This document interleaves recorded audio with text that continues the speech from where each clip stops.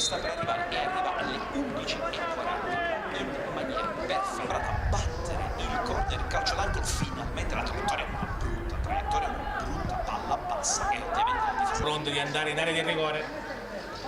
che andrà lui con la battuta diretta, ci ripensa, poi alla fine calcia in area di rigore, la palla che passa tutta, c'è l'intervento di Cavalletto e il calcio di rigore,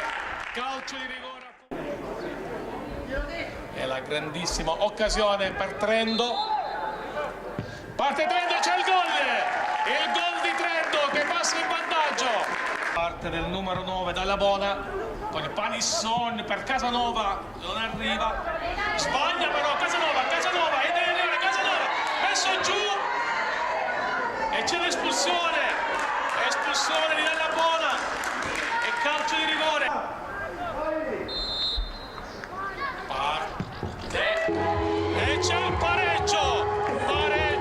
che alza lo sguardo, vede libero Cavalletto sulla destra, Cavalletto gioca, poi mette in mezzo la palla che passa, Beltramo voglia saltare, quindi Darold la rimette in mezzo, prova a liberare, la palla resta lì, conclusione da parte di